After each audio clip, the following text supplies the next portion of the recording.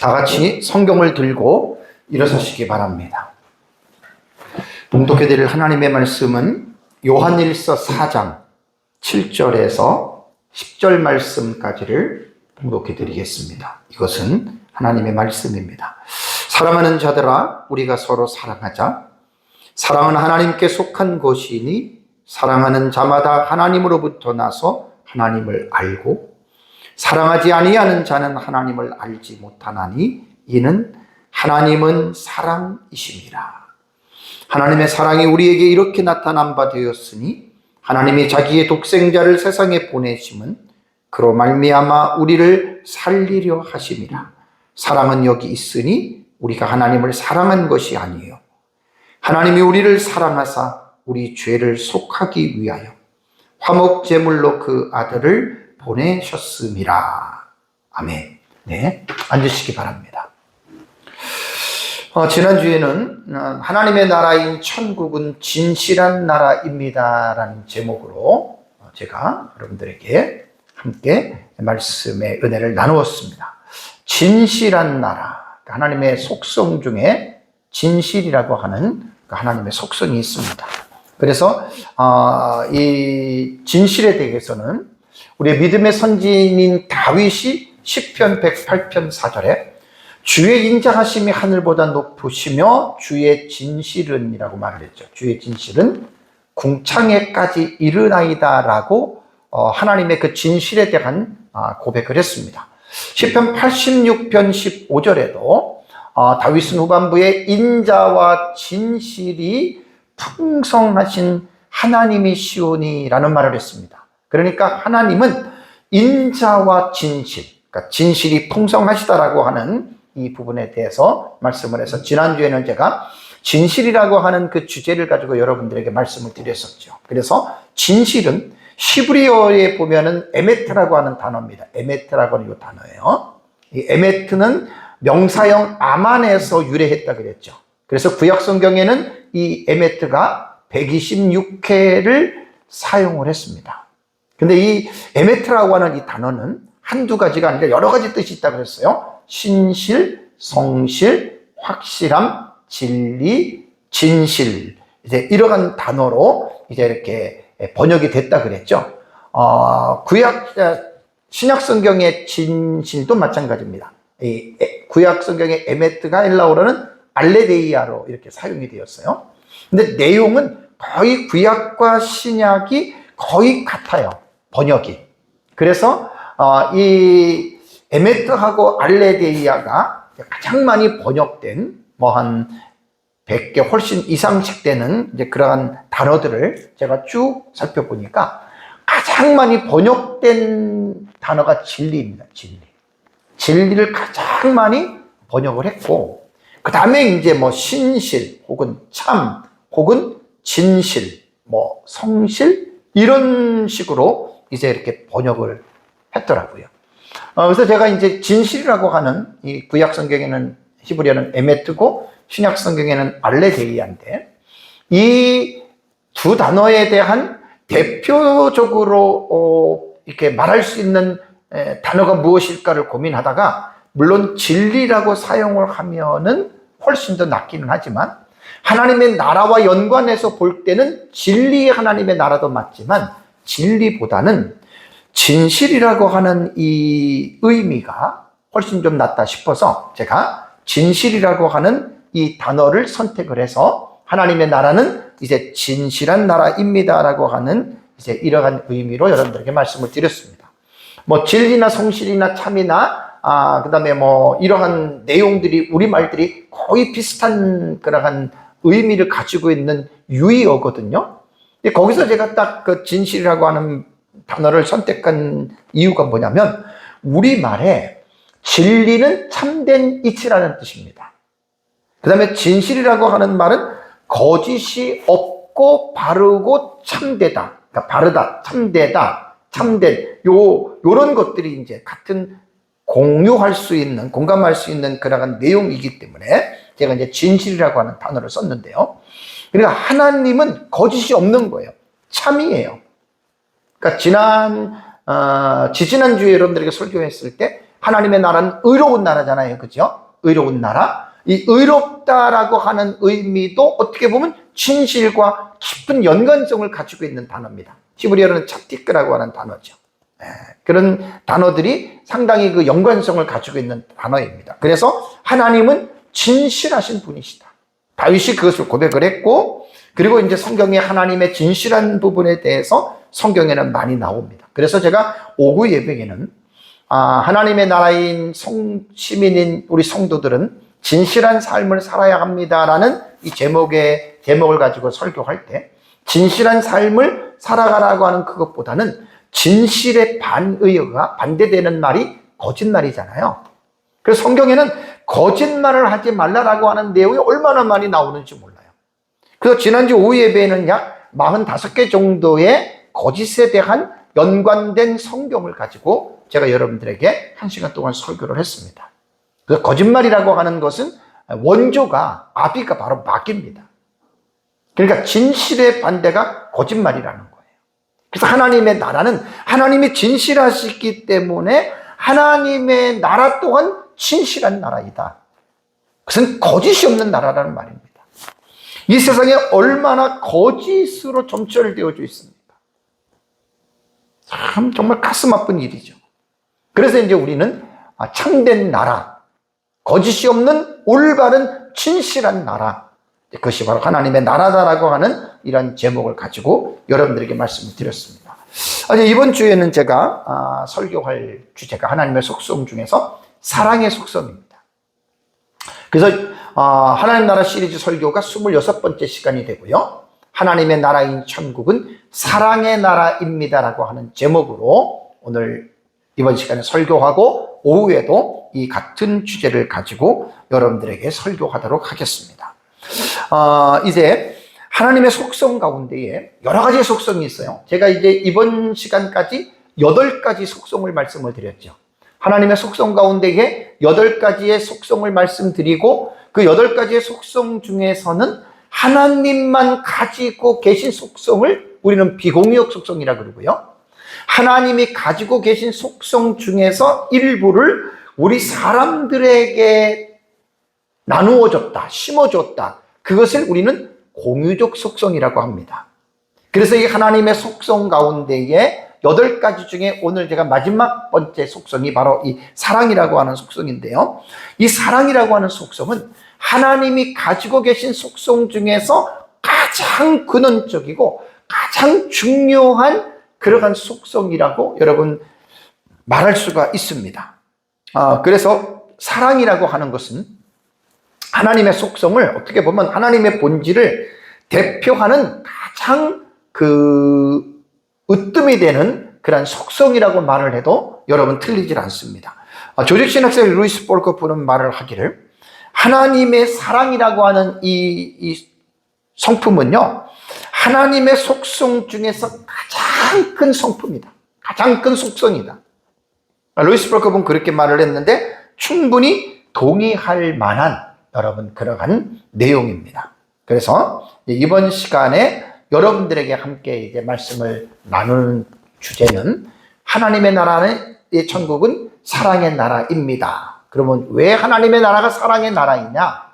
그것은 하나님 자신이 사랑이시기 때문에 그렇습니다. 요한일서 4장 7절과 8절 제가 조금 전에 여러분들에게 봉독해 드린 말씀을 보면 사랑하는 자들아 우리가 서로 사랑하자라고 말을 했습니다. 사실 요한일서를 우리가 여러분들이 읽어보시면 알겠지만 사랑은 얼마나 강조하는지 모릅니다.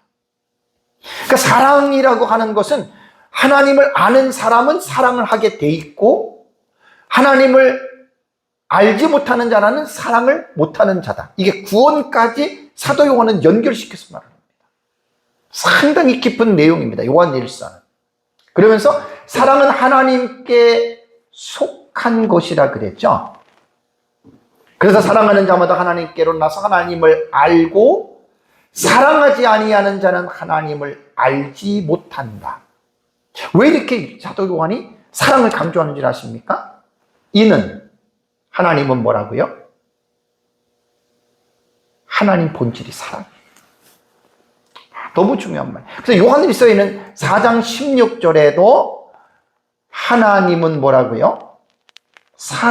사랑이시라라고 이렇게 사도 요한은 하나님이 바로 사랑의 본질이다라고 하는 이러한 말을 여러분 말을 하고 있습니다. 그렇다면 여러분 사랑이 무슨 의미일까요? 우리가 이제 성경을 읽을 때나 뭐 대화를 할 때나 우리가 사용하고 있는 말들 중에서 그 언어의 낱말의 의미를 하나하나 우리가 알고서 여러분 우리가 책도 보고 대화도 해야 됩니다. 우리가 낱말의 의미를 모른다면 어떻게 보면 그건 정말 말이 안 되는 거거든요. 사랑이 무엇일까? 이렇게 중요한 사랑이 무엇일까? 제가 정리를 해드리겠습니다. 우리말 사전에 사랑의 의미예요. 우리는 보통 친구끼리도 사랑한다 그러고 연인끼리도 사랑한다 그러고 가족 안에서도 사랑한다 그러고 서로가 또 교우인들끼리도 또 목회자와 성도끼리 서로 사랑합니다. 그래서 우리 서로 옆 사람과 함께 주의 이름으로 사랑합니다. 인사하겠습니다. 우리는 늘 이 사랑이라고 하는 것이 얼마나 우리들의 인간 사회 속에서 중요한 말인지 모릅니다. 그러면 도대체 사랑이 뭐냐? 세 가지로 우리말에는 정의가 나와 있어요. 다른 사람을 애틋하게 그리워하고 열렬히 좋아하는 마음이 사랑입니다. 그래서 애들도 좋아하면 나 사랑해, 엄마 사랑해, 아빠 사랑해 좋아하는 거예요. 두 번째는 다른 사람을 아끼고 위해주는 게 사랑이에요. 그리고 소중히 여기는 마음, 그것이 사랑이라는 거예요, 우리말에서는.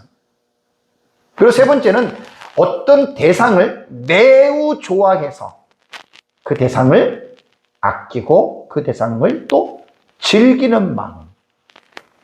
이 의미를 잘 기억하십시오. 우리가 사랑한다. 어떤 대상이든지 모르지만 여보 사랑해, 아빠 사랑해, 나 너 사랑해, 집사님 사랑해, 권사님 사랑합니다, 목사님 사랑합니다 라고 하는 이 사랑 속에는 이런 의미들이 여러분 들어가 있다는 거예요. 위키백과에서 제가 사랑의 정의에 대해서 좀 골라봤습니다. 위키백과에는 사랑을 어떻게 정의하냐면 사랑은 깊은 상호 인격적인 애정에서 단순한 즐거움까지를 아울러서 강하며 긍정적으로 경험된 감정적, 정신적 상태다. 이 사전적인 정의는 좀 딱딱해요. 가만히 보시면 상당히 폭넓은, 상당히 중요한 의미의 표현을 했습니다. 그러니까 간단하게 말하면 좋아하고 소중히 여기는 마음이 사랑이다. 그러니까 좋은 의미잖아요. 그렇죠? 그래서 이제 이 사랑이 향하는 대상을 여러분 볼 때 우리 보통 모성애 얘기하죠. 모성애가 뭡니까? 엄마가 자식에 대한 사랑을 말하는 거예요. 그 다음에 또 가족 간의 사랑도 있어요. 그 다음에 또 연인에 대한 사랑이 있고요. 이 사랑이라고 하는 것이 꼭 사람과의 관계 속에서만 사랑이라고 하는 용어를 쓰는 것이 아니죠. 동식물들에게도 나무에게 또 혹은 강아지에게 상아래 사랑해? 여러분 우리 그렇게 이야기할 수 있잖아요. 좋아하기 때문에 그런 거예요. 그것을 대상을 소중히 여기기 때문에 그런 거예요. 우리가 또 이것만 또 동식물만 이야기를 합니까? 어떤 우리가 대한민국 국민으로서 우리가 대한민국을 조국을 사랑합니다. 이렇게 말할 수도 있어요. 어떤 사물에 대해서도 우리는 좋아하고 소중히 여기는 마음이 있을 때 우리는 사랑한다라고 하는 말을 합니다. 한국어 명사의 사랑의 옛말이 뭔 줄 아세요? 참 어려워요. 다솜이에요, 다솜. 사랑의 옛말이 다솜이라 그러더라고요. 그리고 동사 사랑하다라고 하는 옛말은요, 괴다예요, 괴다. 참 사전을 보니까 괴다라고 하는 뜻입니다. 괴다라고 하는 말은 고이다라는 말이잖아요. 고이다라고 하는 말의 원뜻이 뭔 줄 아세요? 고이다? 생각하다는 거예요. 생각하다. 괴다가 생각하다라는 말입니다. 생각하다. 그럼 이게 우리말의 고유의 사랑에 대한 이 언어였거든요. 그러니까 생각하다, 괴다라고 하는 말은 뭡니까? 누군가를 끊임없이 생각하고 계속 생각이 난다. 이 괴다라고 하는 의미가 이렇게 우리말 옛말은 이런 의미를 가지고 사용을 했더라고요. 그러면 이제 사랑이라고 하는 구약 성경을 기록했던 히브리어의 단어를 가지고 먼저 사전적인 의미에 대해서 우리가 사랑이 무엇인가에 대해서 여러분들에게 말씀을 드리겠습니다. 히브리어의 사랑은요, 요 아헤브예요. 아헤브. 그래서 사랑하다, love, 좋아하다, like, 사랑스러운, lovely. 이 히브리어의 사랑이라고 하는 단어가 이 아헤브입니다. 그런데요, 이 히브리어의 그 의미를 보면은요, 구약 성경에 이 아헤브가 약 200번 나와요. 그래서 제가 설교를 준비하면서 우리말 성경을 낱말 사전을 딱 들어가 보니까 우리말 성경이 구약 성경이에요. 273번 우리말 번역입니다. 273회가 사랑이라고 하는 용어가 나왔어요. 그럼 273회를 제가 어떻게 다 봅니까? 그래서 원어 사전에 들어가면 대체적으로 8가지 정도로 이 아헤브를 사랑을 번역을 했는데, 이 사랑을 사용한 대상을 보면 남녀 관계에서 사랑할 때도 이 아헤브를 썼고, 부모와 자식 관계에서도 이 아헤브라고 하는 사랑을 썼습니다. 가족 간의 사랑, 그 다음에 친구의 아주 특별한 애착. 뭐 예를 들어 가지고 다윗과 요나단이 서로 사랑했잖아요. 이 아헤브라고 하는 여러분 동사를 썼습니다. 정치적인 의미에서도 이 아헤브를 썼고요. 그 다음에 사회 공동생활의 근본과 규범에도 사랑을 해야 된다라고 하는 이런 법적으로 명시가 되어져 있더라고요. 근데 꼭 그런 것만 아니라 어떤 구체적인 것이나 추상적인 것들까지도 이 아헤브라고 하는 사랑이라고 하는 동사를 썼습니다.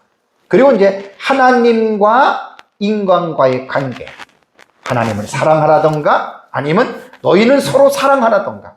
그러니까 여러분 이 히브리어의 이 아헤브라고 하는 사랑이라고 하는 것은요, 매우 폭이 넓어요. 그러니까 이 지금 8가지로 학자들이 추려 놓았는데 이것을 한 가지로 여러분 우리가 사랑을 말할 수 있겠습니까? 없는 거예요. 그래서 이제 구약 성경에 보면은 제가 하나님은 사랑이시다라고 사도 요한이 말을 했잖아요. 하나님이 사랑이라고 하는 그 하나님이 사랑을 어떻게 그 이스라엘의 백성들이, 선지자들이 하나님은 사랑이라고 그들이 이해를 했을까? 자, 호세 가서 11장 4절을 보겠습니다. 내가 사람의 줄 곧 사랑의 줄로예요. 사랑의 줄로 그들을 이끌었고라고 말을 했습니다. 그러니까 하나님께서 이스라엘 백성들을 사랑의 줄로 그들을 하나님께서 이끌었다는 말입니다. 호세아 선지자는 북이스라엘이 멸망하기 직전에 활동했던 선지자였죠. 그러니까 이 시대에 호세아 선지자가 활동하던 이 시기에는요, 이스라엘이 영적으로 도덕적으로 상당히 타락했던 시기입니다. 그래서 이스라엘 백성들은 그들의 그 삶을 보면은 주변의 이방신들인 바알과 아세라와 같은 그런 우상을 섬겼고요. 사회적으로 볼 때 부도덕이 횡행한 그러한 시기였습니다. 나라의 지도자들인 그 관원들과 그다음에 영적인 지도자인 제사장들과 선지자들이 부패했고, 하나님의 율법인 그 공의와 정의가 실종이 되는, 그래서 온갖 백성들이 위에 있는 지도자들부터 백성들에 이르기까지 얼마나 많이 여러분 타락했는지 모릅니다. 그럼에도 불구하고 하나님은 그 이스라엘 백성들을 사랑의 줄로 그들을 이끌었다라고 호세아는 설명하고 있는 거예요. 그 다음에 호세아 11장 8절에도 보십시오. 에브라임이여는 이스라엘 백성을 말하는 것입니다. 에브라임이여, 내가 어찌 너를 놓겠느냐? 이스라엘아, 내가 어찌 너를 버리겠느냐? 놓겠느냐, 버리겠느냐? 내가 어찌 너를 아드마같이 놓겠느냐? 내가 어찌 너를 수보인같이 두겠느냐? 내 마음이 내 속에서 돌이켜 나의 공의를 온전히 불붙듯 하도다. 하나님이 지금 이스라엘 백성들을 향해서 지금 그 대언을 하게 한 거예요. 하나님의 마음이 어떠한지. 여기 본문에서 아드마가 나오잖아요. 여기 아드마가 나오고 스보임이 나오죠. 아드마임과 스보임은 소돔과 고모라와 함께 심판받은 고대의 도시의 명칭입니다. 그러니까 이 구절에서는 하나님께서 호세아를 통해서 고대의 하나님의 심판을 받아서 멸망했던 아드마와 스보임과 같은 이 도시를 상징적으로 사용하면서 나는 너희를 그렇게 버리지 않겠다는 거예요. 그래서 내 마음이, 하나님의 마음이 긍휼히 온전히 풀붙듯 하도다.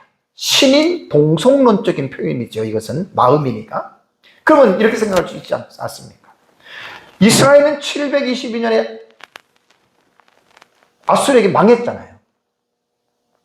그럼 어떻게 하나님께서 그들을 망하게 했는데 하나님께서 그들을 버린 것이 아니냐 이렇게 생각하는데, 여러분 우리 성경을 볼 때 말씀을 드렸잖아요. 그 부분만 보지 마세요. 전체를 보세요. 이스라엘이 멸망하고 남유다가 멸망했어도 어떻게 됩니까? 나중에 그들이 다시 포로기에서 돌아오잖아요. 그것이 하나님의 사랑이라는 거예요. 예레미야 선지자의 증언도 보겠습니다. 예레미야 31장 3절을 보시면, 옛적에 여호와께서 나에게 나타나사 내가 영원한 사랑으로 너를 사랑하기에 인자함으로 너를 이끌었다 하노라라는 예레미야 31장 3절의 말씀이 나오죠. 예레미야 31장은 여러분 어떤 내용이냐면, 유다의 죄를 심판하시면서도 하나님께서는 영원한 사랑으로 그들을 다시 회복시키신다고 하는 그 의미가 예레미야 31장에 여러분 기록이 되어져 있습니다. 그래서 특별히 예레미야 31장 3절은 영원한 사랑으로 너를 사랑하기에 라고 하는 변치 않는 하나님의 이 사랑을 강조하고 있다는 거예요. 그래서 호세아 선지자나 예레미야 선지자나 다 무엇이냐? 하나님의 그 사랑, 그 사랑의 하나님, 그 하나님의 사랑을 지금 부각시키고 있는 거예요. 이사야 선지자의 증언도요. 이사야 63장 9절을 보면은 그들의 모든 환난에 동참하사 자기 앞에 사자로 하여금 그들을 구원하시며 그의 사랑과 그의 자비로 이스라엘 백성들을 구원하시고라는 말이 있습니다. 이사야서 63장은 어떤 내용이냐면요, 하나님의 심판과 구원입니다. 두 가지 주제입니다. 심판과 구원입니다. 그래서 이사야 63장을 여러분들이 읽어보시면 1절과 6절은 하나님의 심판에 대해서 말을 하고요, 이것이 에돔을 심판하신다는 말입니다. 그리고 7절과 9절을 여러분들이 읽어보시면 이스라엘 백성들에 대한 하나님의 자비로, 사랑으로 하나님께서 그들을 구원해 주실 것에 대한 내용이 이제 그 7절부터 쭉 나오죠. 그래서 이사야 선지자도 무엇을 지금 말을 하고 있냐면 하나님은 사랑이시다라는 거예요. 이걸 지금 강조하고 있는 거예요. 다음에 이제 마지막으로 하나 스바냐 선지자의 증언을 보겠습니다. 스바냐서 3장 17절을 여러분들이 보시면, 너의 하나님 여호와가 너의 가운데 계시니 그는 구원을 베푸실 전능자시라. 그가 너로 말미암아 기쁨을 이기지 못하시마. 이 너는 이스라엘 백성들이거든요. 너를 어떻게 해요? 잠잠히 사랑하시며. 스바냐는요, 여러분 남유다 왕궁에서 활동한 선지자였습니다. 스바냐 선지자. 그래서 스바냐 선지자의 사역 시기는 유다 왕국의 마지막 시기였던 그 기원전 7세기 후반에 요시야 왕이 통치하던 때입니다. 요시야 왕은 기원전 640년에서 609년까지 31년 동안 통치했던 아주 유다의 3대 선왕 중에 하나였습니다. 이 요시야 왕 당시 때에도 지난주에 제가 말씀을 드렸죠. 정말 요시야는 훌륭한 왕입니다. 그래서 그 유다의 그 타락한 어떤 그 잘못된 행위들을 하나님 앞에서 종교를 개혁하는 이 종교 개혁을 단행을 했는데, 워낙 유다는 그 이전에, 그러니까 요시야의 할아버지가 므낫세잖아요. 그 므낫세의 죄악이 너무나 엄청났어요. 너무나 엄청났기 때문에 이미 므낫세 때에 하나님은 내가 너희를 멸망시키겠다고 이미 선지자를 통해서 하나님이 예언을 했지 않습니까? 그래서 요시야가 왕이 돼서 정말 발버둥을 쳤지만 워낙 이스라엘 백성들에게 죄라고 하는 이것이 깊이 있게 뿌리를 내리고 있어서 그들은 결국 멸망할 수밖에 없었다라고 하는 사실입니다. 그래서 스파냐서는 이스라엘 백성들에 대한 멸망에 대해서, 심판에 대해서 1장과 2장을 읽어보시면 하나님께서는 바벨론을 들어서 너희들을 심판하실 것이라고 하는 것을 예언을 했고요. 그 다음에 스바냐서 3장은 심판 이후에 하나님께서 너희를 회복시키겠다, 너희에게 구원을 베푸시겠다 이렇게 나오잖아요. 구원을 베푸실 전능자이시다. 하나님의 구원은 하나님의 사랑의 속성으로 말미암은 것입니다. 그래서 우리는 하나님은 사랑이시다. 사도 요한이 하나님 사랑이라고 그랬잖아요. 그래서 구약적인 개념으로, 구약적인 역사로 돌아와서 이제 구약 성경에 하나님께서 이렇게 사랑하시는 분이라고 하는 이 부분들을 여러분 제가 선지자들, 4명의 선지자들의 증언을, 고백을 통해서 여러분들에게 말씀을 드렸습니다. 뭐 그 외에 여러 가지 말씀이 나옵니다. 신명기 4장 37절, 10장 15절, 10장 18절, 33장 3절 여기 보면 여호와께서 내 조상들을 사랑하신 고로 그 후손인 너를 택했다. 사랑이 원동력이 된 거예요. 사랑이 원인이라는 거예요.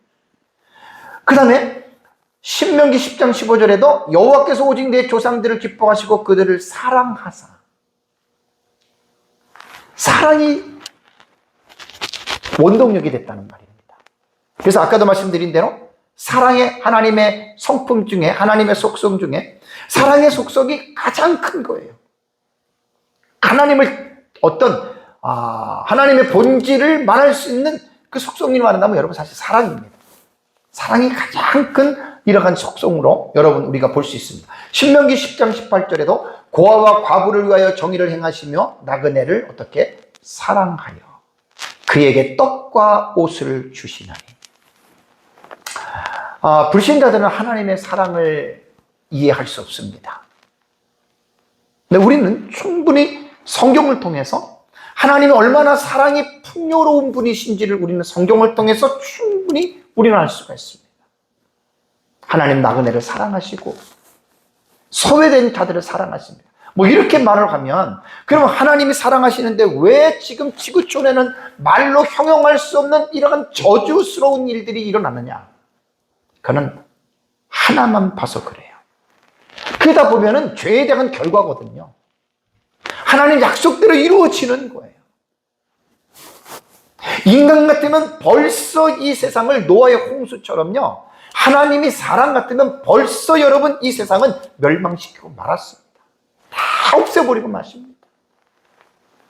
그러니까 하나님에 대해서 깊이 모르기 때문에 그러한 어떤 하나님을 대항하면서 하나님을 실문하는 것이지, 성경적으로 하나님을 올바르게 이해하다 보면 여러분 하나님은 사람이 아니시기 때문에 그래도 그들을 지금도 죄인들을 사랑하고 계신다라고 하는 것.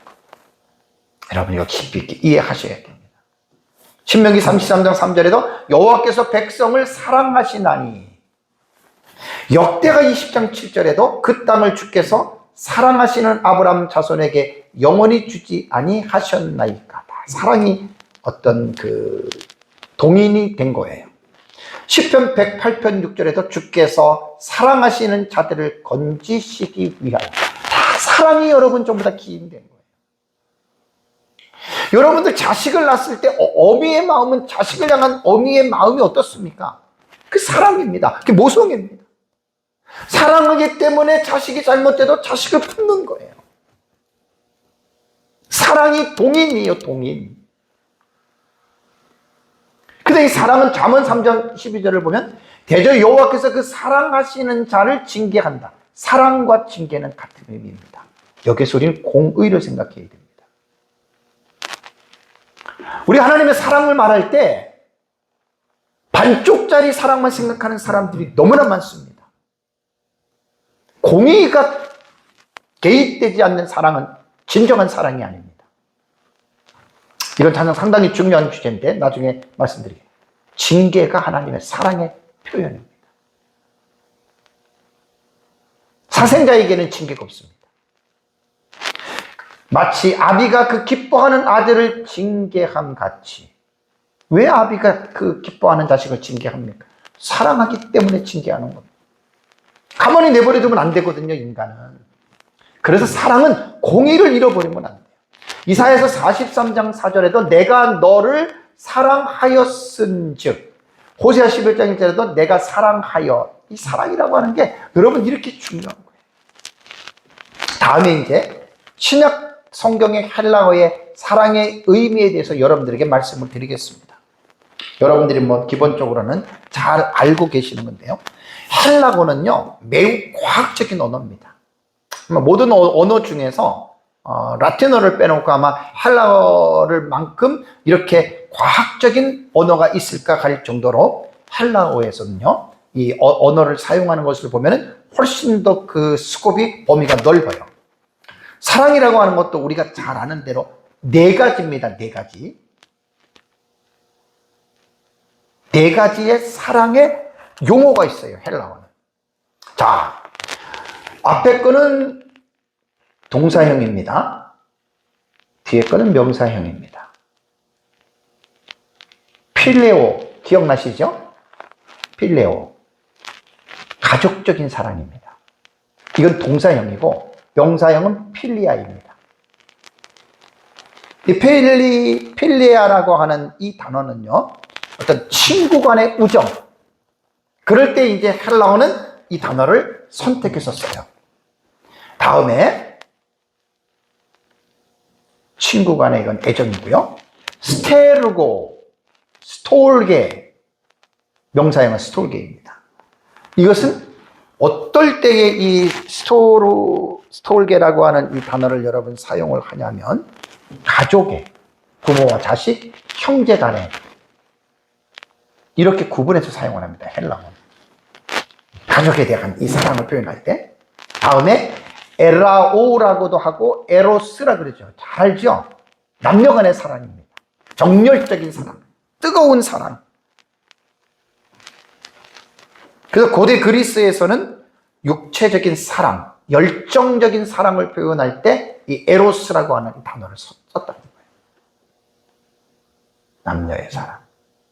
다음에 아가파오, 아가페 알죠? 아가페?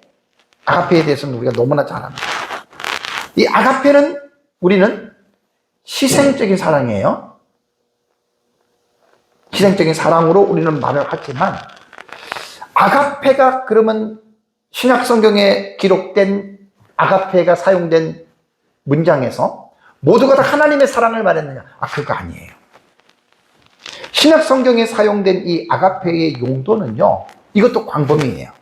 뭐 인간 상호 간의 사랑도 아가페라고 하는 이 단어를 썼고요. 하나님과 인간과의 그 사랑도 아가페를 썼고, 사물에 대한 사랑 있잖아요. 그것도 때로는 아가페라고 하는 단어를 썼어요. 그러니까 꼭 아가페는 전부 다 하나님의 사랑이다 이렇게 말하는 것은 틀리다는 것을 제가 여러분들에게 말씀을 드리는 것입니다.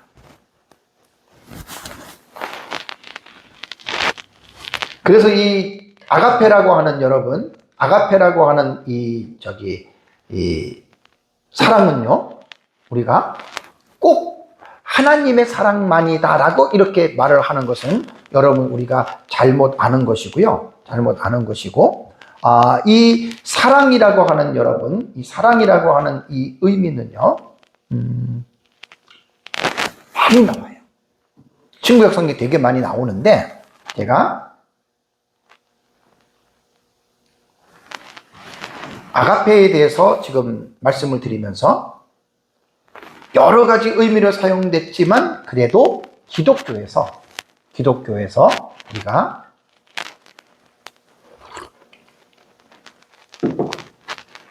대표적으로 기독교에서 아가페 사랑을 말을 할 때에는 무조건적인 사랑을 말합니다. 그리고 희생적인 사랑을 말할 때 우리는 아가페라고 하는 이 단어를 쓴다는 거예요. 그렇다면 아가페 사랑은 뭘까? 오늘 사실 설교의 본론은 이 내용입니다. 아가페 사랑은 뭘까? 아가페 사랑은 하나님의 사랑이잖아요. 그렇다면 하나님의 사랑은 도대체 뭘까? 뭐가 하나님의 사랑일까? 앞에서 말한 필레오라든가 스톨게라든가 에로스라든가 그것도 사랑인데 기독교에서 말하는 이 아가페 사랑은 뭘까? 아까 말씀을 다시 드릴게요. 하나님은 뭐라 그랬습니까? 사랑이시다. 하나님은 사랑이시다. 그러면 사랑이라는 것이 무엇일까? 기독교에서 말하는 이 아가페라고 하는 여러분 이 사랑은 무엇일까? 하나님은 사랑이시다라고 하는 말이 데오스 아가페 에스틴이에요. 이게 God, 아가페가 러브고 이스가 에스틴이에요. 이게 에임이라고 하는 이 동사예요. 에이미가 비동사예요. 이게 이제 직설법 현재로 나오거든요. 그러니까 하나님은 사랑이시다. 그 사랑이 뭘까? 많은 사람들이 우리말 옛날에도 노래에서 사랑이 무엇이라고 물으신다면 눈물의 씨앗이라고 말하겠습니다. 여러 가지 사랑에 대한 나름대로의 내리는 정의는 사람마다 여러분 다 다릅니다. 그런데 성경에서 말하는 이 하나님의 사랑, 이 사랑은 뭐냐? 요한일서 4장 9절에 하나님의 사랑이 우리에게 이렇게 나타난 바 되었으니라고 말했죠. 여러분 원래 사랑이라고 하는 이 명사는요, 추상명사예요. 추상명사. 추상명사이기 때문에 무엇인가 분명하게 규명하기가 힘들어요. 추상적인 것들은. 성경은 분명하게 추상명사지만 그 사랑에 대한 이 의미를 정확하게 아가페에 대한 의미를 말을 했는데 어떻게 나타났습니까? 하나님이 자기의 독생자를 세상에 보내심은, 그러니까 독생자이신 예수 그리스도를 세상에 보내신 것이고 왜 보내셨습니까? 우리를 어떻게 해요? 살리려 하십니다. 이게 사랑이라는 거예요. 이게 아가페 사랑이고 이게 기독교에서 말하는 하나님의 사랑을 지금 분명하게 설명할 수 있는 내용이라는 말입니다. 요한일서 4장 10절에도 하나님이 우리를 사랑하사 우리 죄를 속하기 위하여 화목제물로 그 아들을 보내셨다. 그러니까 독생자를 보냈는데 무엇으로 보냈습니까? 화목제물입니다. 화목제물 아시죠? 하나님과 사람과의 막힌 담을 헐기 위해서 구약시대에는 화목제사를 지녔잖아요. 그러니까 인간은 하나님 죄인이기 때문에 하나님과의 막혀 있는 거예요. 그 막힌 담을 헐기 위해서 하나님이 행하신 행위가 뭐냐? 인간이 죄로 인해서 멸망을 당해야 되는데 하나님께서 자기의 하나밖에 없는 독생자인 예수 그리스도를 세상에 보내셨어요. 보내심은 화목제물로 십자가에 예수님이 죽으신 사건입니다. 이것으로 하나님의 사랑, 아가페 사랑이 희생적이고 우리를 위한 사랑이니까 이타적인 사랑이 되는 거예요. 이게 아가페 사랑이라고 하는 말입니다. 죄인된 우리를 구원하시기 위해서 예수 그리스도께서 이 세상에 오셔서 모든 사람들의 죄를 대신해서 그분이 십자가에서 죽으셨다. 이게 바로 아가페 사랑입니다. 희생적인 사랑이죠. 사도 바울은 하나님이 우리를 사랑하신다라고 하는 것은 말로만 감정으로만 하나님이 사랑하신 것이 아니라 사도 바울은 로마 교회 성도들에게 하나님은 분명하게 그 사랑을 확실한 증거물로 우리에게 나타내 주셨다. 그래서 로마서 5장 8절 말씀이 중요한 거예요. 우리가 아직 죄인 되었을 때에 그리스도께서 우리를 위하여 죽으심으로 화목제물로 십자가에서 죽으셨잖아요. 이 죽으신 사건이 하나님께서 우리에 대한 자기의 사랑을 어떻게 해요? 확증하신 사건이라는 거예요. 기독교는 말로만 하는 종교가 아닙니다. 입만 무성한 무화과나무 같은 종교가 아닙니다. 기독교는 실속의 종교고 실제의 종교입니다. 실제의 삶 속에서 정말 기독교는 하나님이 말로만 우리를 사랑하신다라고 하는 그런 종교가 아니에요. 직접적으로 하나님이 우리를 사랑하신다라고 하는 여러분 이 사실을 우리가 믿고 신앙생활을 해야 됩니다. 오후에 제가 사랑에 대해서 여러분들에게 좀 구체적으로 말씀을 드리겠는데요. 사랑은 품사로 볼 때에는 명사잖아요. 추상 명사형이잖아요. 근데 사랑의 의미는 품사로 표현한다면 무엇으로 표현해야 되는 줄 아십니까? 사랑은 동사예요. 의미는 동사로 나타나는 거예요.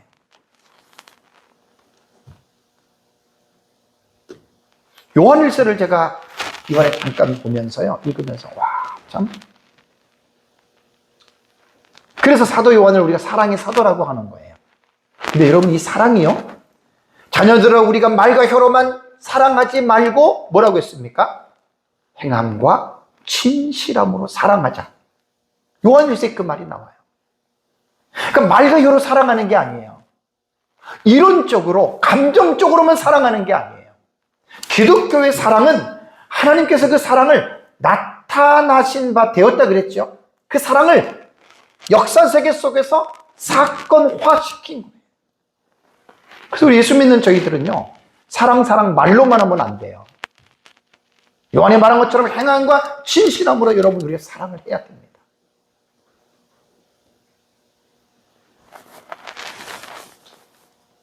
하나님께서 정말 죄인된 우리를 사랑하신다라고 하는 이 사랑에 대한 이 내용을 한 절에 축약적으로 하나님께서 말씀하신 성경 안에 있죠. 그게 바로 요한복음 3장 16절이에요. 그러니까 성경의 그 중요한 핵심적인 내용을 성경의 한 구절 안에 담아놓은 작은 성경이 있다고요. 요한복음 3장 16절입니다. 우리가 잘 아는 내용이죠. 하나님이 주어예요, 세상을 목적어예요. 이처럼 사랑하사 독생자를 주셨어요.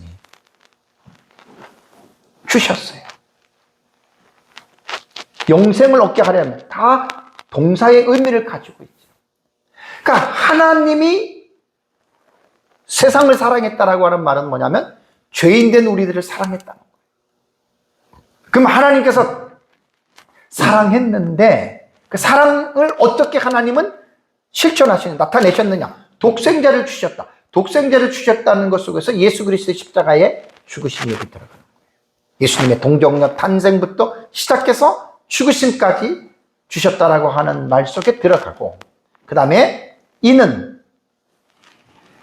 사람들에게 요구하는 거예요. 저를 믿는 자마다 이 하나님의 사랑의 확증인 독생자인 예수 그리스도의 십자가의 사랑을 믿어야 돼요. 믿는 자마다 주어지는 약속이 뭐지요? 멸망치 않고 영생을 얻게 하려 하십니다. 이게 여러분 하나님의 사랑입니다. 이게 아가페 사랑입니다. 하나님은 말로만 우리를 사랑하신 것이 아니에요. 확실한 증거로 하나님이 우리에게 이렇게 하나님의 사랑을 나타내셨다라고 하는 말입니다. 그래서 이제 이 사랑의 속성을 정확하게 말씀을 드린다면, 사랑은 하나님의 본질적인 속성이에요. 대표적인 속성이에요. 근데 이것을 하나님이 인간에게 어떻게 해요? 나누어 주셨죠. 그러니까 하나님의 속성에 대해서 제가 여러분들에게 말씀을 드릴 때, 하나님이 인간에게 나누어 주지 아니하고 하나님에게만 가지고 있는 속성은 그는 비공유적 속성이라 그랬죠. 공유하지 않는 거예요. 하나님만 했어요. 전지하심, 전능하심, 영원하심, 불변하심, 무한하심. 이거는 하나님에게만 있는 거예요.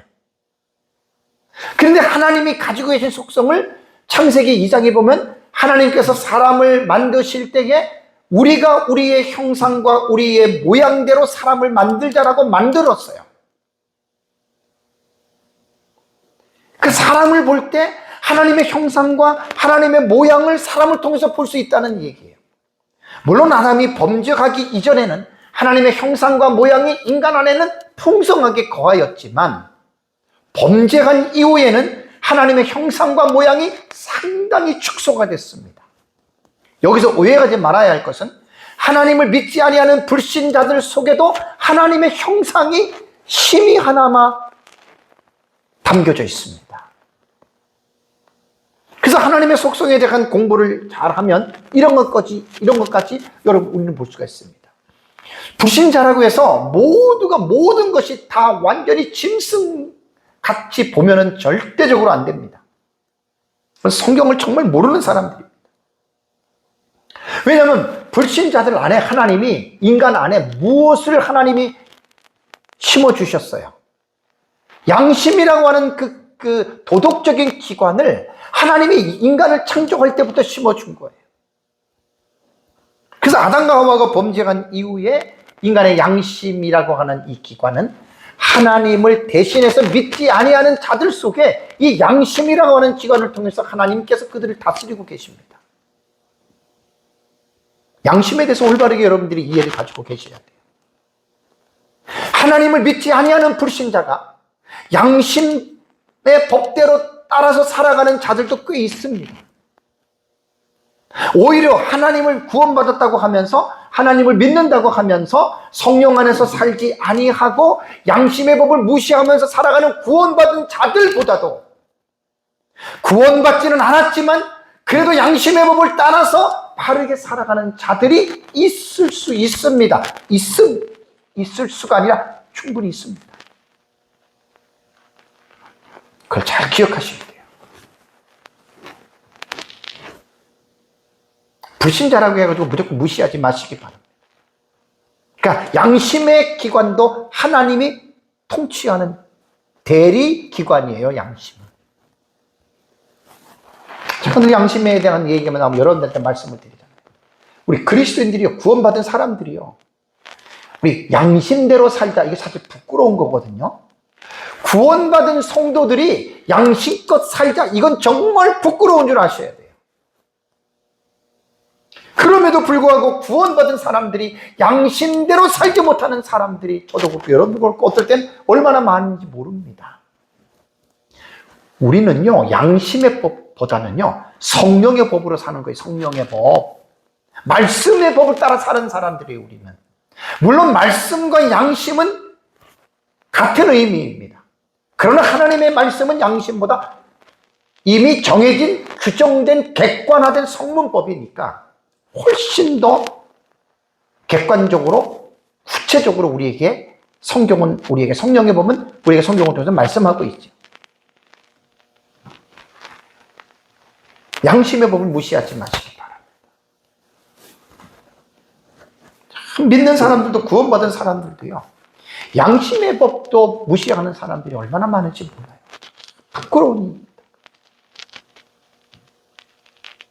사랑하는 성도 여러분, 사랑이란 앞에서도 계속 말씀드렸지만 하나님의 속성 가운데 가장 크고 중요한 속성이라고 여러분 말할 수가 있습니다.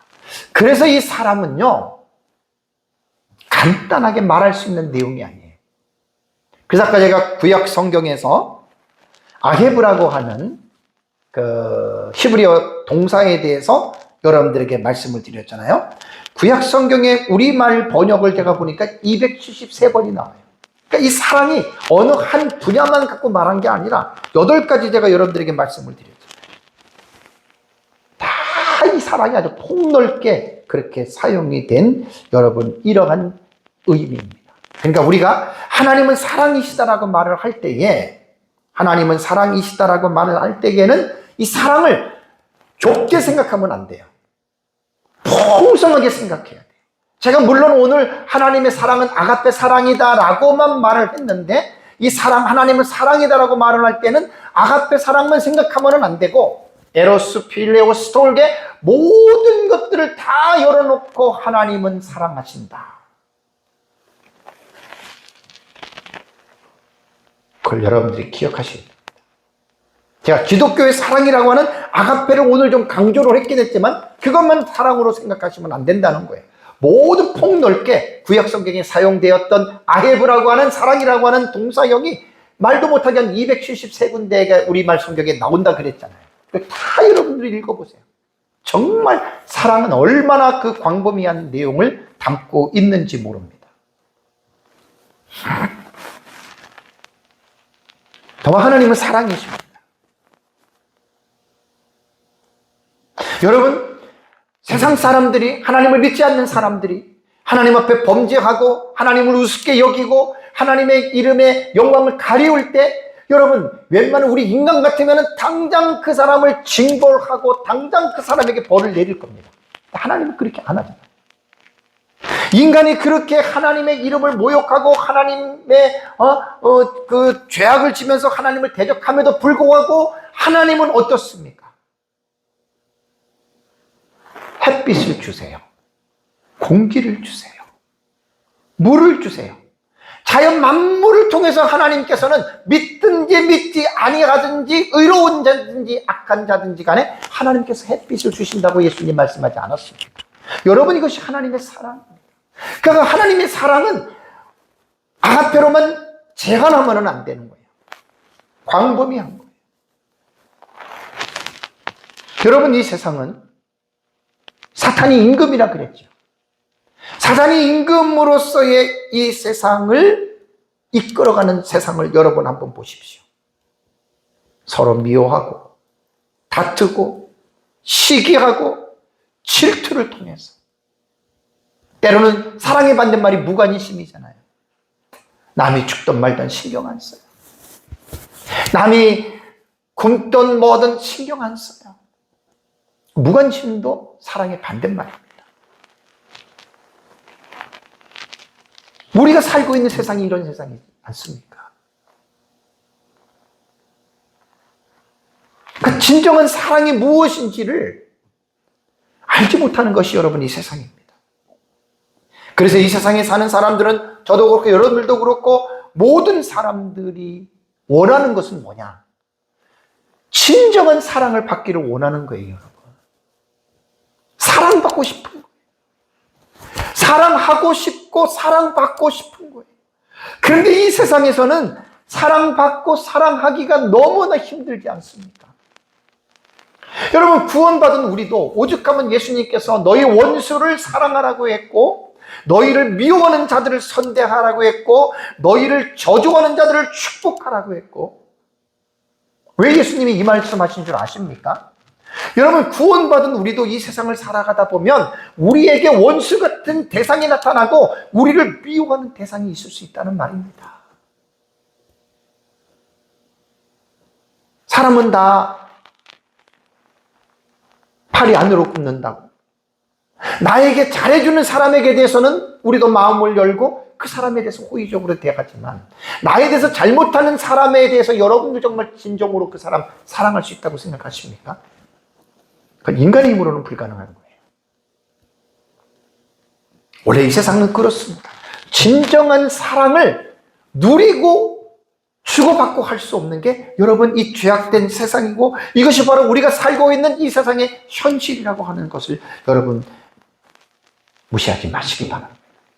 지금 이 세상을 보십시오. 국가 간에 이루어지고 있는 전쟁의 참상이 얼마나 끔찍합니까? 러시아와 우크라이나 전쟁은 벌써 3년이 넘게 지속이 되고 있습니다. 어제 뉴스 보셨죠? 북한에서 러시아에 지금 파병을 보냅니다. 지금까지 사망자와 부상자가 쭉 살펴봤더니 여기저기 다 다르고 이전의 것도 있고 그래서 쭉 살펴보다 보니까 어쨌든 지금까지의 그 러시아의 사망자와 부상자가 50만이 넘었어요. 50만이 넘었다는 게 5월달 통계였거든요.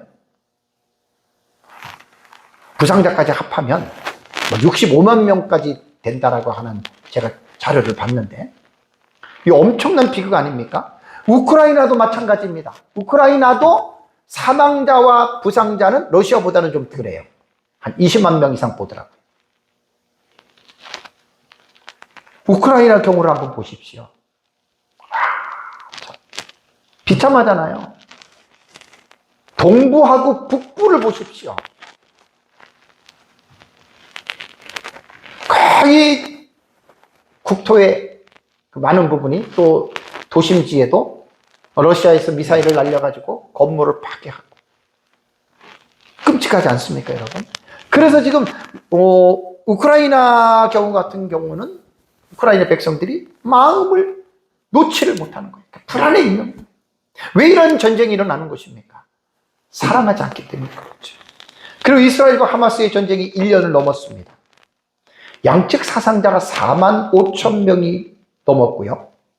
부상자는 약 10만 명에 이른다라고 합니다. 대부분이 팔레스타인 사람들입니다. 가자 지구를 보십시오. 너무 심각하지 않습니까? 거의 도시의 건물의 한 70% 이상이 파괴됐잖아요. 그죠? 와, 끔찍합니다, 이거는. 거의 폐허 수준인데, 어젠가 그저께 이스라엘 전쟁을, 하마스와의 전쟁이 시작된 근거를 제공한 인물이 신화르잖아요. 죽었잖아요, 그 사람. 참 나쁜 사람입니다. 이스라엘도 잘못하고 하마스도 잘못하고, 이건 누구 편을 들면은 안 돼요. 근데 그렇게 이스라엘을 성나게 했던 것은 여러분들이 아는 대로 1년 전에 음악 축제에 300몇 명을, 그거 보십시오, 여러분. 그거. 저보다도 가만히 있지 않잖아요. 우리나라가 그랬잖아요. 1000몇 명이 죽었잖아요, 그때. 300명이 포로로 끌려가고. 그 이스라엘의 보복이 이렇게 철저할 줄은 상상도 못했잖아요. 그러니까 저는 이스라엘 편을 드는 게 아니에요. 이스라엘도 무자비하지만 이스라엘이 이렇게 할 수밖에 없었던 그들의 마음도 이해해야 돼요. 팔레스타인 사람들은 너무 불쌍합니다. 한 사람의 지도자의 그 잘못된 판단 하나 때문에 어린아이들만 부녀자가 10,000명이 넘게 죽었다는 거죠. 끔찍하지 않습니까? 그리고 9월 27일입니다. 약 한 달은 안 됐지만 3주 전에 이스라엘과 레바논에 있는 헤즈볼라의 전쟁이 또 터졌습니다. 한 2,500여 명이 사망자가 벌써 발생했다 그래요. 그 다음에 레바논에 있는, 레바논 지역에 살고 있는 국민들이 몇십만 명이 벌써 피난가고, 거기도 지금 계속 지금 전쟁이 일어나고 있습니다. 왜 그럴까요? 사랑이 없기 때문에 그런 거 아닙니까? 서로 미워하고. 근데 더 큰 문제가 뭐냐면, 이제 이스라엘과 이란의 전쟁으로 비화가 될 것입니다. 저는 그렇게 봅니다.